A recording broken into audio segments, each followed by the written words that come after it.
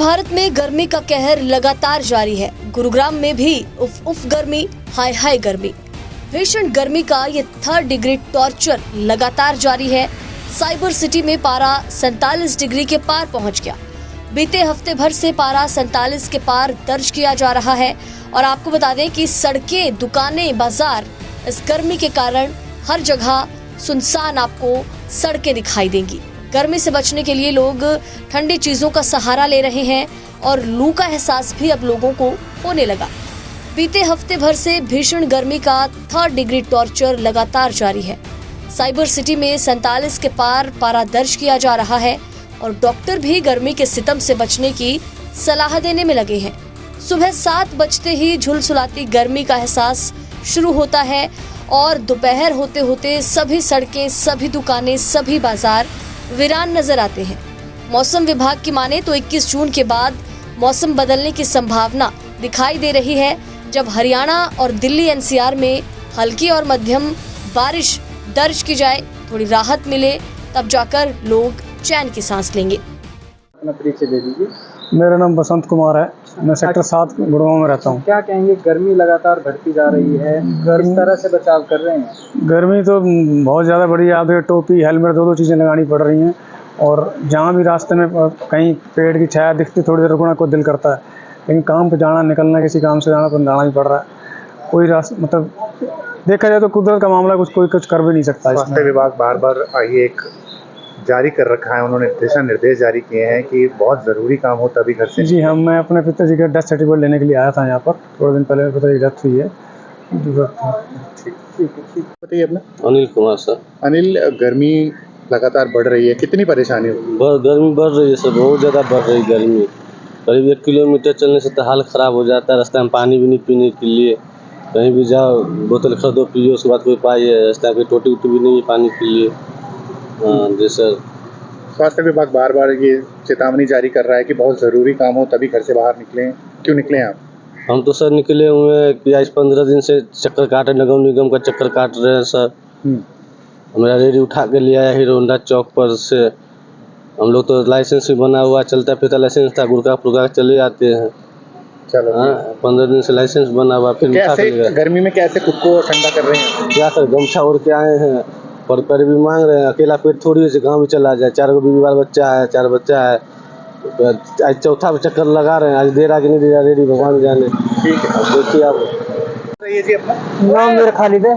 खालिद भाई, कैसे गर्मी से बचाव कर रहे हैं? लगातार गर्मी बढ़ रही है। गर्मी से बचाव कर रहे थे स्विमिंग पूल में नहाकर और दही वगैरह पीकर बचा रही है।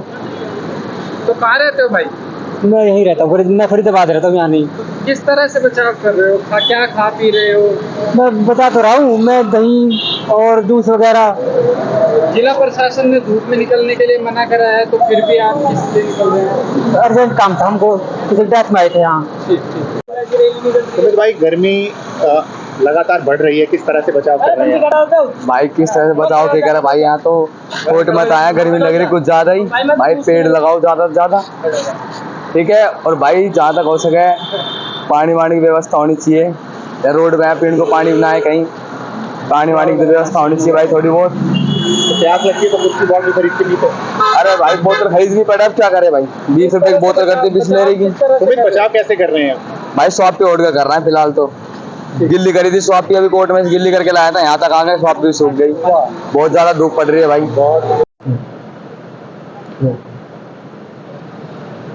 सर, हीट वेव लगातार बढ़ती जा रही है, खत्म होने का नाम नहीं ले रहा, क्या कहेंगे? पिछले कुछ दिनों की अगर हम बात करें तो टेम्परेचर लगातार एक बार फिर 45 या उससे ज़्यादा चल रहा, बल्कि 46 से 48 के बीच में टेम्परेचर ना केवल दिन का रहा, बल्कि जो सबसे ज़्यादा चिंताजनक विषय था वो ये था कि रात्रि का टेम्परेचर जो है वो भी बहुत ज़्यादा रहा। और जहाँ तक मुझे याद है कि कई सालों या हमारे जीवन में पहला एक ऐसा मौका था कल जिसमें रात का टेम्परेचर ऑलमोस्ट 35 यानी 34.8 मिनिमम दर्ज किया गया।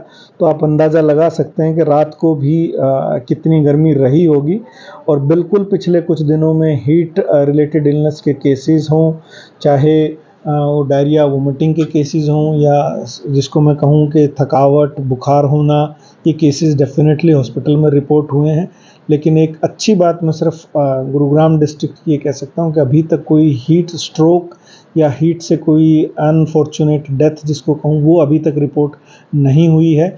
डेफिनेटली हीट रिलेटेड इलनेस में इजाफा है और 15 से 20% के करीब अगर मैं बात करूं जो बीच में एक बार डिक्लाइन हुआ था वो वापस हीट रिलेटेड इलनेस के केसेस में इजाफा है, ये देखने को मिल रहा है। सर, आपने कहा कि डेथ अभी तक कोई रिपोर्ट नहीं हुई है, जबकि पड़ोसी डिस्ट्रिक्ट में 6 मौतें जो हैं वो कल परसों भी हुई फरीदाबाद में।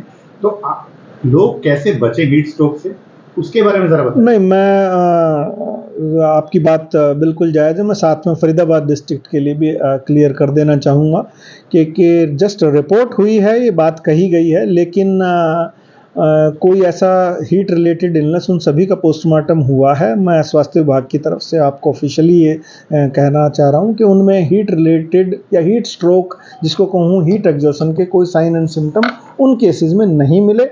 इनडायरेक्ट कोई कॉज हो सकता है, वो एक सेपरेट मैटर है, बट हीट स्ट्रोक या हीट एग्जॉशन से डायरेक्ट उन केसेस में 6 के 6 केसेस में भी पोस्टमार्टम में रिपोर्ट नहीं आई है। डेफिनेटली आपने बहुत अच्छी बात कही, क्योंकि ये एक इस वक्त समस्या बनी हुई है हीट वेव किसको कहूँ मैं। तो इससे बचने का सबसे बढ़िया तरीका ये है कि आप दोपहर को बिल्कुल बाहर ना जाएं। पहले हम 12 से 3 का कह रहे थे, लेकिन अब मैं आपको 11 से 4 का कम से कम, बल्कि 5 बजे तक भी टेम्परेचर जो है 11 बजे से 40 के से ऊपर का टेम्परेचर हो जाता है और 5 बजे तक ये टेम्परेचर रहता है।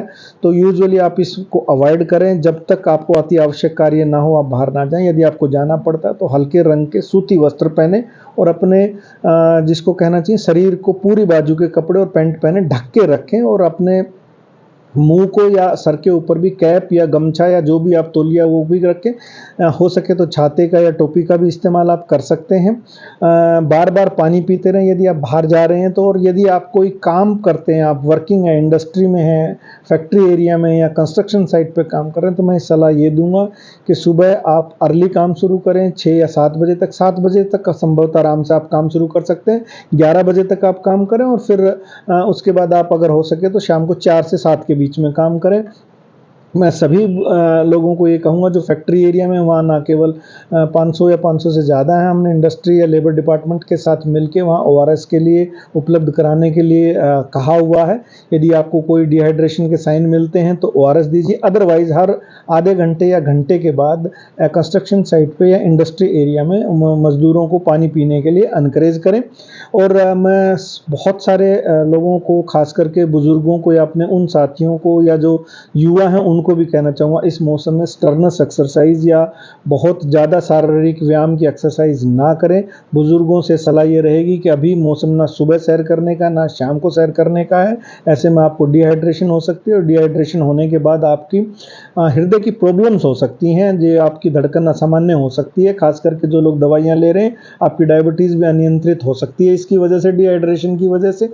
इसलिए आप जो है सैर करना अवॉइड करें। सबसे ज़रूरी बात यह है कि बच्चों का भी अवश्य ध्यान रखें। घर में भी आप लोगों को बेहद ज़रूरी है कि जाली के दरवाजे ही, लोग ये सोचते हैं अक्सर कि हम इनको खुला रखेंगे या इनको कर देंगे तो गर्मी नहीं। दिन के समय आप सभी दरवाजे बंद रखें। सिर्फ आप देर रात्रि को ही जाली के दरवाजे खोल के रखें। और जहाँ तक संभव हो सके जाली के दरवाज़ों पर भी आप कोशिश करें खसखस या ऐसी कोई चिक जिसके ऊपर आप पानी डाल सकें, ताकि आपके घर में जो है ठंडक बनी रहे। और जहाँ तक हो सके दिन के समय, खास करके दोपहर के समय जब है, आप कूलर या अपना जैसा भी एयर कंडीशन है आप उसमें रहें तो बेहतर रहेगा।